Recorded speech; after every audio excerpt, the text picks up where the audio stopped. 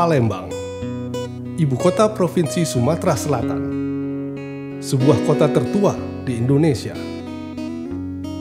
Tahun 2021, Palembang berumur 1338 tahun. Di kota inilah diyakini sebagai tempat berdirinya Kerajaan Sriwijaya.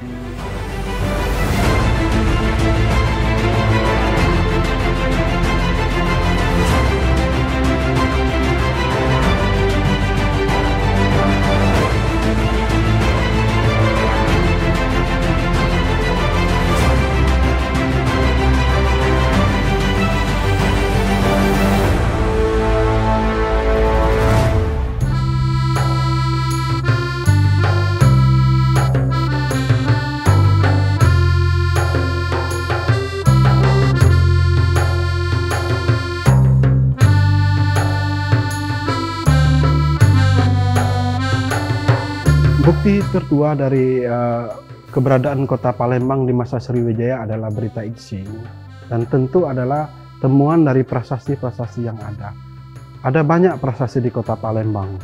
Salah satunya adalah prasasti Kedukan Bukit yang dianggap sebagai proklamirnya atau proklamasinya Sriwijaya di kota Palembang.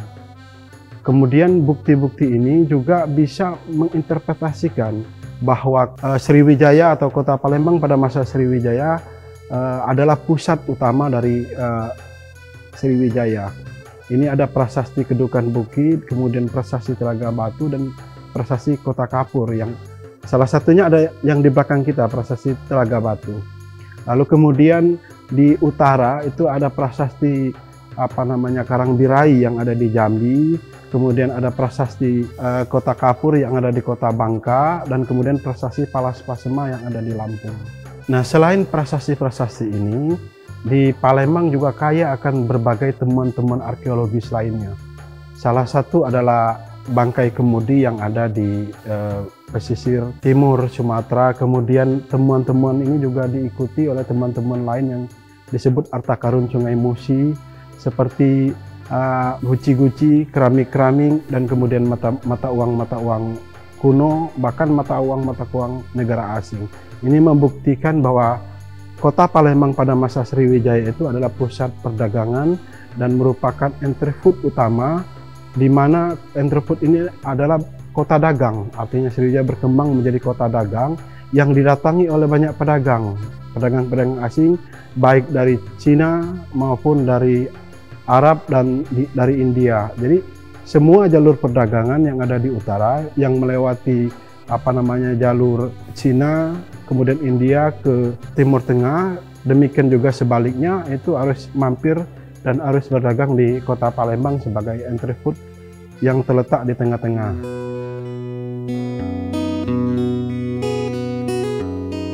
Jejak dari adanya perdagangan di Sriwijaya bisa dilihat dari banyaknya temuan-temuan keramik kuno yang berasal dari abad 9 atau 10 Masehi. Guci dan banyak temuan lainnya ini membuktikan bahwa perdagangan pada masa itu sangat ramai. Komoditas utama pada masa Sriwijaya ini selain tentunya beras, kemudian kayu-kayu aromatik seperti gaharu, kemudian barus, kemudian kemenyan, damar, dan kayu-kayu aromatik lainnya. Salah satu juga suplai dari munculnya perdagangan rempah.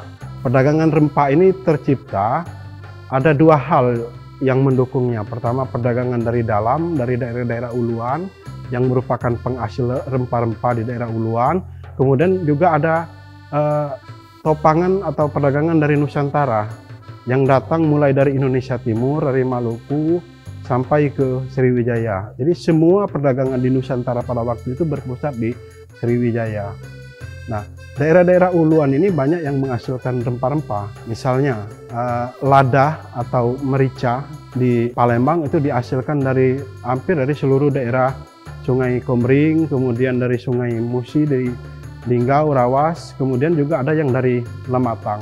Kemudian ada kayu manis. Kayu manis ini datang dari dataran tinggi Pasema, kemudian dari Sungai Lematang menuju kota Palembang. Demikian juga berbagai komoditas-komoditas lain seperti cengkeh, kemudian pala, itu datang dari berbagai sungai-sungai seperti Sungai Ogan, kemudian Sungai Musi dan sebagainya. Ini yang kemudian memperkuat adanya perdagangan rempah-rempah di kota Palembang pada masa Sriwijaya pada waktu itu.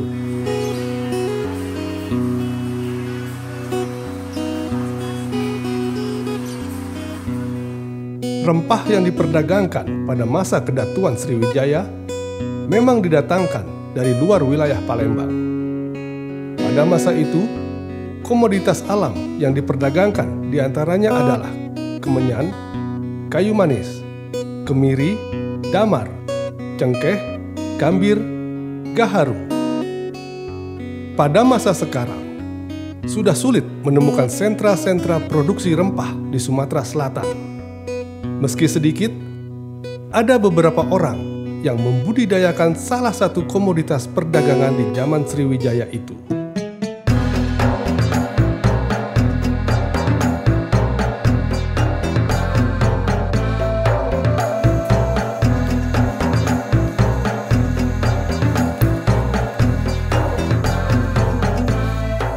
Kalau yang pernah saya baca ya, gaharu di zaman Sriwijaya itu memang salah satu komoditi perdagangan mereka. Selain dia menguasai Selat Malaka, hasil hutan dari wilayah-wilayah kekuasaannya itu banyak diperdagangkan dan banyak dicari oleh para pedagang-pedagang dari Cina, India, dan Arab.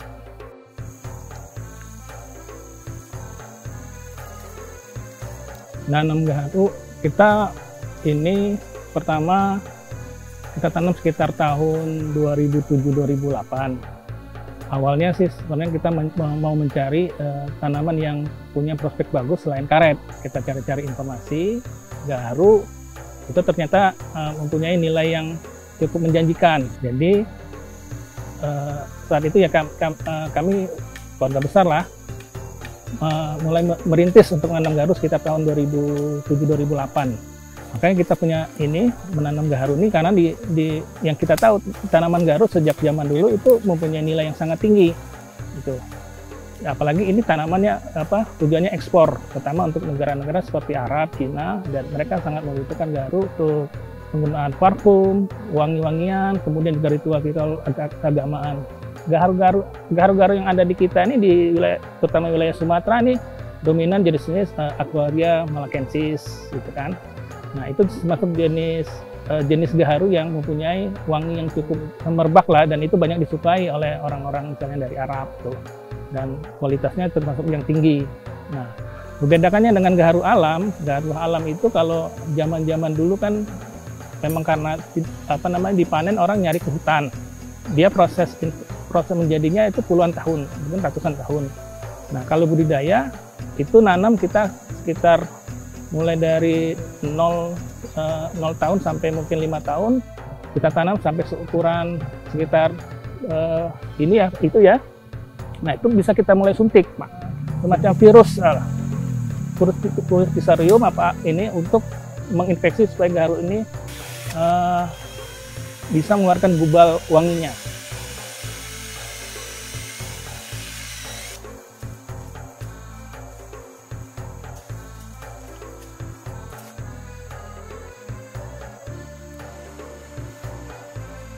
Olahan gaharu ini yang pertama ekspornya bisa dalam bentuk kayak bentuk kepingan-kepingan, atau juga bisa nanti menjadi suatu disuling menjadi minyak sebagai biangnya parfum. Kemudian ya bisa juga diekspor ke negeri Arab yang biasa untuk ritual keagamaan, termasuk juga untuk di Cina itu kan ritual keagamaan juga, di India gitu. Nah, biasanya hasil sulingan juga itu bisa diolah menjadi dupa.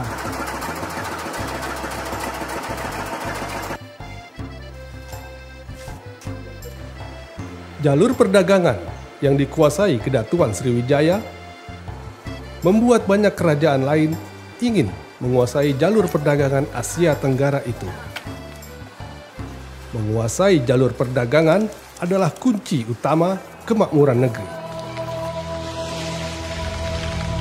Maka pada abad ke-11, pasukan kerajaan Chola dari India datang menyerang Sriwijaya.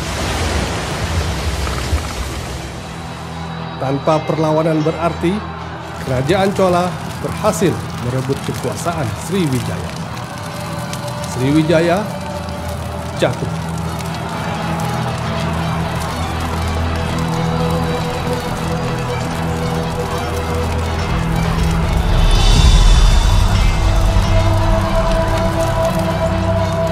Berabad kemudian, pada tahun 1455, di Sumatera Selatan berdirilah Kerajaan Palembang, yang kemudian pada tahun 1659 menjadi Kesultanan Palembang Darussalam.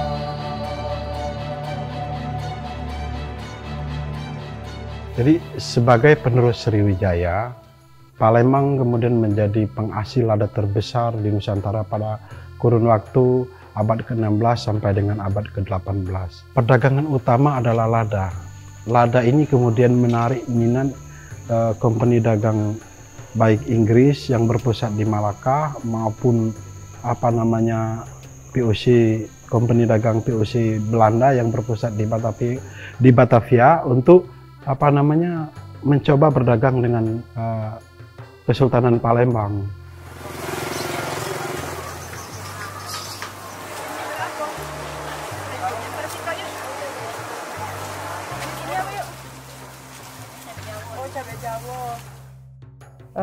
Dari bukti-bukti piagam gitu banyak sekali itu dikeluarkan oleh Sultan-Sultan Palembang itu, dan yang itu tertua itu dari tahun 1668 kalau nggak salah, yaitu dari masa pemerintahannya Sultan Abdurrahman gitu. Nah itu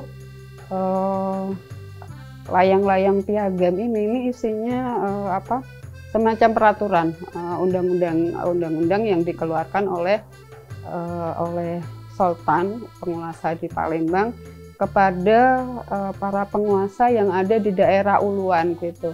Nah itu hampir semua layang piagam ini berisi tentang aturan tanam lada gitu ininya. Dan itu bagaimana sih nanam lada itu harus berapa luasnya, kemudian hasilnya itu yang disetor ke Sultan itu berapa, yang terus yang diberikan ke petani ini berapa, itu ada aturannya di sana gitu. Jadi lada yang menjadi komoditi utama gitu. Nah, ini bahkan sampai akhir masa kesultanan pun gitu, kalau ada kontrak-kontrak antara Sultan dengan Belanda atau dengan Inggris, itu lada selalu disebut. Pagi hari sarapan bubur,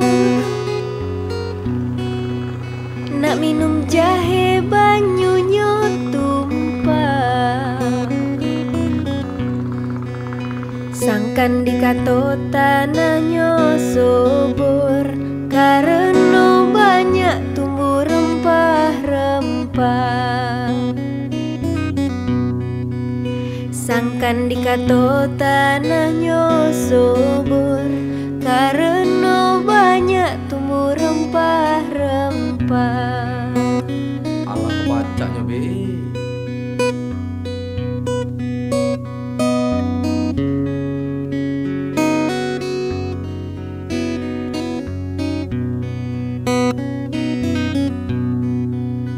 Keseberang ulu membawa padi,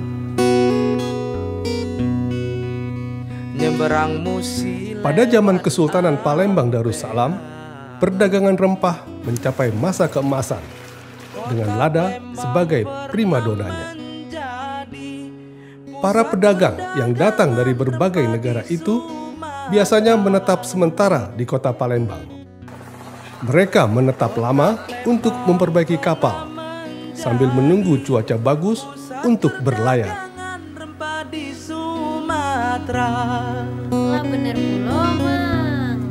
Jadi hidupnya perdagangan yang melibatkan bangsa Arab dan kemudian orang-orang Cina di kota Palembang, menyebabkan orang-orang ini diberi tempat oleh Kesultanan. Terutama orang-orang Cina itu ditempatkan di sepanjang Rakit, di Sungai Musi. Kemudian orang-orang Arab itu ditempatkan di kampung-kampung Arab yang ada di sekitar kota-kota lama Palembang atau Palembang lama. Tentu ini kemudian melahirkan alkulturasi. Alkulturasi berbagai budaya yang ada di kota Palembang, mulai dari adat istiadat misalnya sampai ke yang paling ini di kuliner, sampai ke kuliner. Hampir semua kuliner kota Palembang adalah alkulturasi dengan bangsa-bangsa, terutama Arab dan Cina.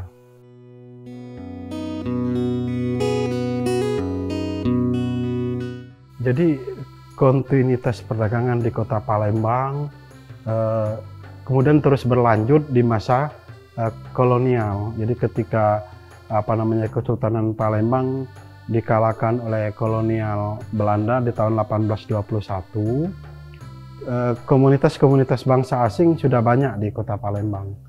Nah, kemudian hal ini yang dilakukan oleh Belanda ketika mereka melakukan atau membuat kebijakan yang kita kenal dengan Wickenstelsel ya. Artinya pembagian kampung berdasarkan etnis. Pertama mereka mulai mendaratkan orang-orang Cina dari semula di Rakit, kemudian didaratkan di sepanjang daerah seberang Ulu yang memang merupakan daerah kosong pada waktu itu. Jadi mulai dari daerah 7 Ulu sampai ke 9-10 Ulu. Ini merupakan komunitas orang-orang Cina di kota Palembang. Nah demikian juga dengan orang-orang Arab. Orang Arab ini bisa kita lihat dalam dua bentuk gelombang. Gelombang pertama adalah orang-orang Arab yang datang tanpa pihak wanita atau tanpa syarifah. Nah mereka ini biasanya merupakan komunitas Arab awal yang diakomodasi juga oleh Kesultanan untuk menjadi pejabat-pejabat di Kesultanan. Nah umumnya mereka ini ada di seberang Ilir. Lalu kemudian di masa kolonial juga ada komunitas-komunitas Arab yang merupakan para pedagang yang datang bersama kelompok syarifah di kota Palembang, sehingga kemudian mereka didaratkan juga, dibuat perkampungan Arab khusus mulai dari daerah 10-11 Ulu sampai ke daerah 13 dan 14 Ulu. Ini komunitas awal yang ada di kota Palembang sebagai bukti bahwa sebetulnya mereka ini adalah pendukung-pendukung perdagangan di kota Palembang.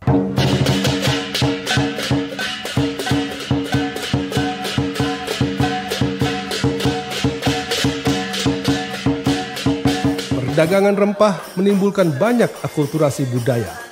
Begitu juga di kota Palembang.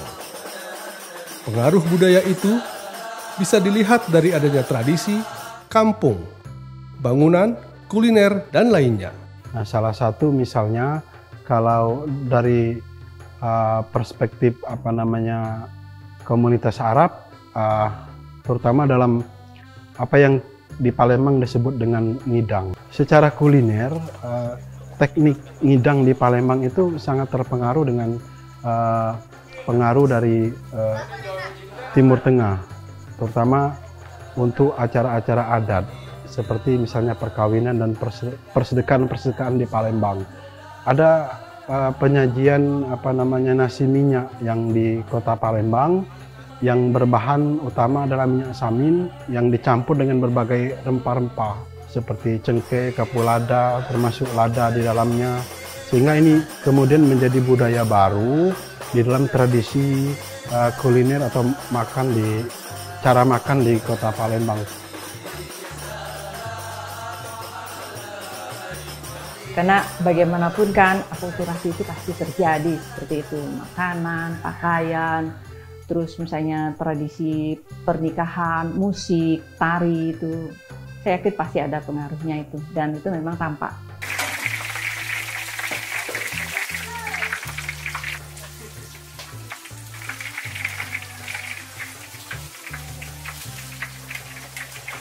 Prasasti Talang Tuo yang ditemukan pada tahun 1920 adalah salah satu peninggalan kerajaan Sriwijaya. Prasasti bertahun 684 Masehi itu mengatakan bahwa Raja Dapunta Hyang Srijayanasa membangun Taman Sri Ksetra, sebuah taman yang berisikan pohon-pohon kelapa, enau, pinang, sagu, dan kolam-kolam. Yang pada intinya, Taman Sri Ksetra adalah taman untuk kesejahteraan rakyat. Dari hasil penelitian menunjukkan bahwa di lokasi yang katanya itu Talang Tuwo itu masih ada pohon-pohon yang disebutkan itu. Ini kan menjadi bahan baku bagi pempek. Pohon sagu menghasilkan sagu, pohon kelapa dan pohon enau menghasilkan gula merah, gula abang kalau kata orang Palembang. Jadi ini adalah bahan. Sebuah produk itu akan bertahan jika lingkungannya itu mendukung bahan bakunya. Ikan ada, melimpah ruah. Terus ada sagu, ada gula untuk pembuatan cuko. Karena tanpa cuko tidak bisa dikatakan itu pempek. Alam menyediakan di air, di darat, terus ketemu, maka akan melahirkan inspirasi, melahirkan ide, maka dibuatlah produk itu. Makanya nama awalnya itu adalah klesan, sagu, ikan dikles, seperti itu. Dia bisa diiris-iris setelah matang menjadi empek-empek, dia bisa diiris kecil-kecil, dijemur, maka dia menjadi kemplang. Jadi kemplang, kalau dia dipirik, dia menjadi kerupuk. Seperti itu.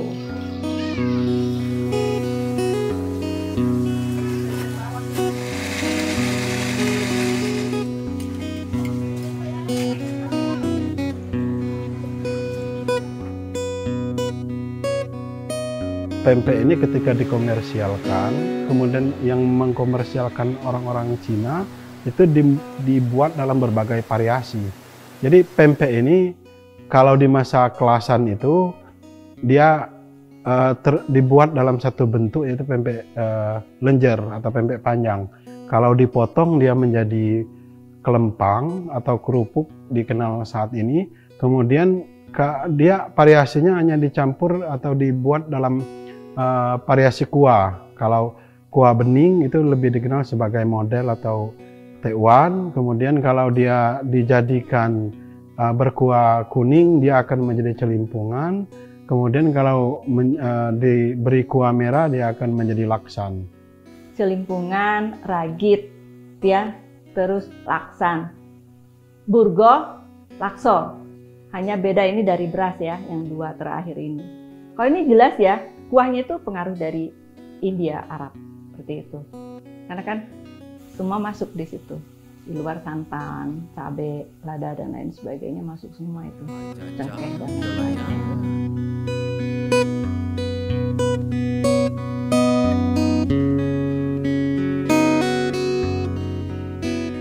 Disinilah mulanya peradaban. Jalur perdagangan rempah Sumatera Selatan membuat akulturasi budaya menjadi kebudayaan yang menguatkan kebinekaan Indonesia. Sebuah warisan leluhur yang harus kita banggakan, kita jaga dan lestarikan. Ayo kita bersatu padu, menjaga budaya tetap lestari. Ayo kita bersatu padu, menjaga budaya tetap lestari.